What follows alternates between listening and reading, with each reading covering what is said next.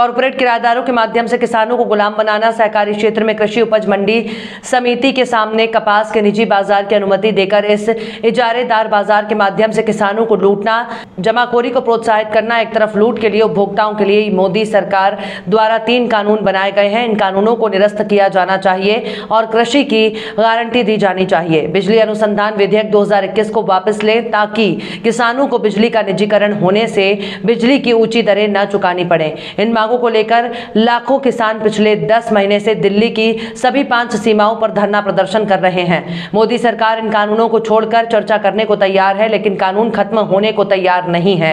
Diesel gas के दाम बढ़ाकर पेट्रोल लूटा जा रहा है। विदेशों से तिलहन और अन्य कृषि जिंसों का आयात कर हमारी कृषि जिंसों की कीमतों में कमी की जा रही है। मुजफ्फरनगर में 10 लाख से ज्यादा किसान महापंचायत हुई, जिसमें बताया गया है कि मोदी सरकार किसानों को बर्बाद करने जा रही है, लेकिन किसानों और जनता को मोदी सरकार को बर्बाद करना होगा। पूरे देश के लोगों को आंदोलन में एकजुट करने के लिए 27 सितंबर को भारत को सफल बंद का आह्वान किया गया है।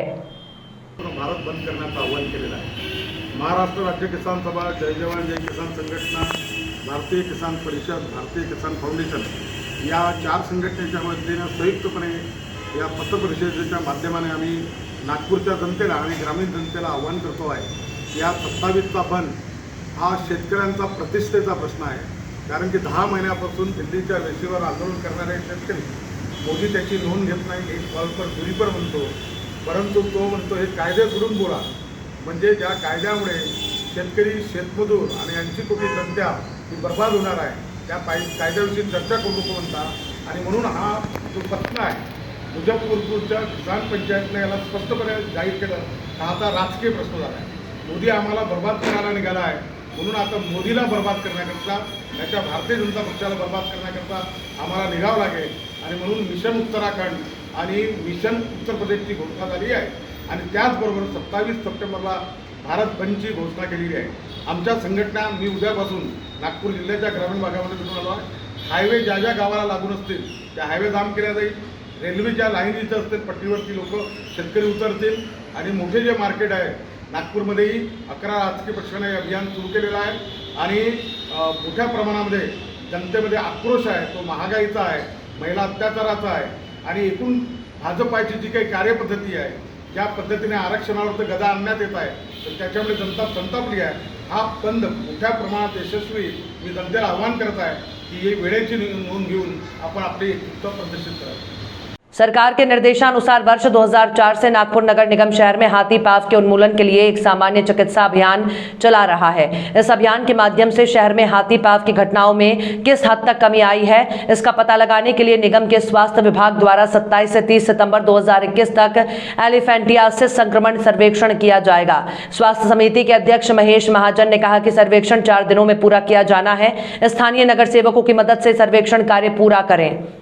नगर निगम से भी सहयोग करने की अपील की, क्योंकि इस सर्वेक्षण में माता पिता की महत्वपूर्ण भूमिका है। सर्वे के लिए 6 से 7 साल के लड़के लड़कियों के सैंपल लिए जाएंगे, इसलिए माता पिता की उचित काउंसलिंग जरूरी है, ऐसा डॉक्टर संजय चिलकर ने कहा। विश्व स्वास्थ्य संगठन के जोनल समन्वयक डॉक्टर भाग्यश्री त्रिवेदी ने सर्वेक्षण पर मार्गदर्शन प्रदान किया। शुक्रवार 24 सितंबर को राजे रघुजी भोसले नगर भवन में एलिफेंटियासिस संक्रमण सत्यापन सर्वेक्षण का प्रशिक्षण आयोजित किया जाएगा। उन्होंने कहा कि इसमें सभी चिकित्सा अधिकारी, प्रयोगशाला तकनीशियन और हाथी रोग विभाग के सभी कर्मचारी शामिल होंगे। सर्वे में जो बालक या बालिका हाथी पॉजिटिव पाए जाएंगे, उनका उसी दिन से नगर पालिका द्वारा उपचार किया जाएगा। अगले 5 साल तक बच्चे नगर स्वास्थ्य विभाग की निगरानी में रहेंगे। संक्रमण सत्यापन सर्वेक्षण अभियान की सफलता महत्वपूर्ण है। हाथी रोग अधिकारी दीपाली नासारे ने लोगों को इसके लिए आगे आने की अपील की है। साथ ही शहर में स्वाइन फ्लू के प्रकोप को देखते हुए एहतियात के तौर पर शहर में 4 स्वाइन फ्लू स्क्रीनिंग सेंटर शुरू किए जाएंगे। जांच केंद्र इंदिरा गांधी अस्पताल, पचपावली आइसोलेशन अस्पताल, महल निदान केंद्र, सदर निदान केंद्र में शुरू किए जा रहे हैं। पिछले 1 महीने में 6 मामले सामने आए हैं। इनमें से 1 मरीज नगर क्षेत्र का है और 5 मरीज दूसरे शहर के हैं। राज्य के ऊर्जा मंत्री डॉक्टर नितिन राउत ने आज केंद्र सरकार के ऊर्जा विभाग से महाराष्ट्र से संबंधित लंबे समय से चली आ रही समस्याओं, खासकर MSEDCL के बिजली क्षेत्र को हल करने में राज्य की मदद करने की अपील की। आज केंद्रीय ऊर्जा मंत्री RK सिंह ने राज्यों और केंद्र शासित प्रदेशों के साथ ऑनलाइन बैठक बुलाई थी।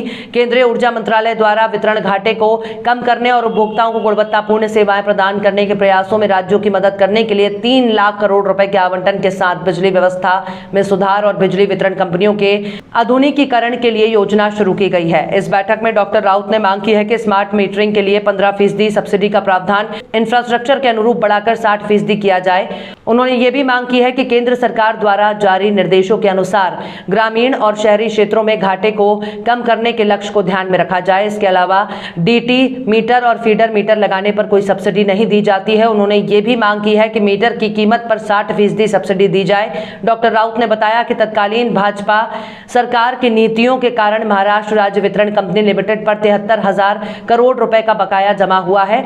इसका कृषि पर सर्वाधिक 45,000 करोड़ रुपए बकाया है। कृषि में बकाया को कम करने के लिए किसानों को 60% आकर्षक छूट देकर अपना बकाया भुगतान के लिए प्रोत्साहित करने के लिए एक महत्वाकांक्षी कृषि नीति शुरू की गई है। घाटे को कम करने और क्षेत्रीय वितरण कंपनियों में दक्षता लाने के लिए महाराष्ट्र राज्य विद्युत वितरण कंपनी लिमिटेड का पुनर्गठन किया जाएगा।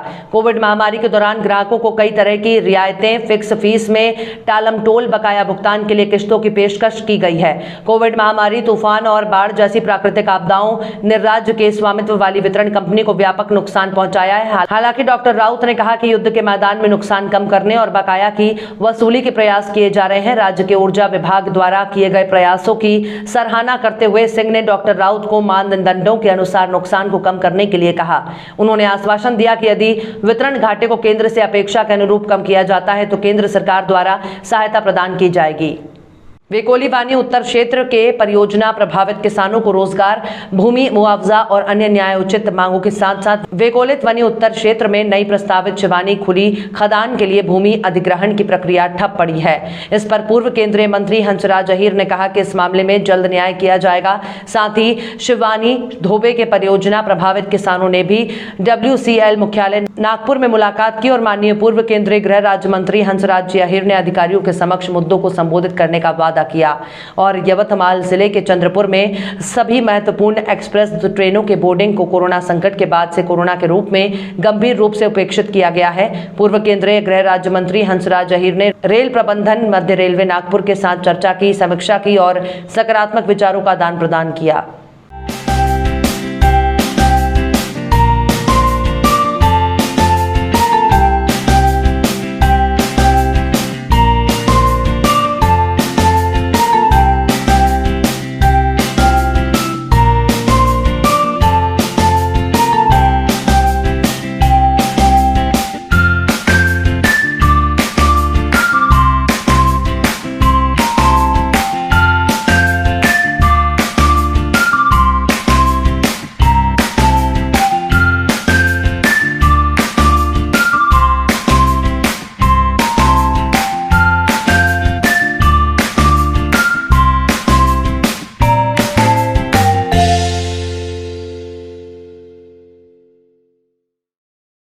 मुंबई के पूर्व पुलिस कमिश्नर और महाराष्ट्र होमगार्ड के महानिदेशक का पद संभाल रहे परमबीर सिंह पिछले काफी वक्त से गायब हैं। ये वारंट महाराष्ट्र पुलिस की गुप्तचर शाखा के माध्यम से दिए गए थे। उन्होंने अपनी रिपोर्ट दर्ज की। CID के अफसर मुंबई के 2 स्थानों और चंडीगढ़ में एक ठिकाने पर परमबीर को वारंट देने पहुंचे, लेकिन वे नहीं मिले। ऐसा अपनी रिपोर्ट में CID के पुलिस अधीक्षक ने बताया है। इससे लगता है कि परमबीर की मुश्किलें थम नहीं रही हैं। एक बार फिर उच्च स्तरीय जांच आयोग ने परमबीर सिंह के खिलाफ जमानती वारंट जारी किया है। पिछली सुनवाई के दौरान न्यायमूर्ति चांदीवाल आयोग ने पहला जमानती वारंट जारी किया था। उनके बयान को रिकॉर्डिंग के लिए समन का पालन करने में विफलता के लिए 50,000 रुपए का जुर्माना लगाया था।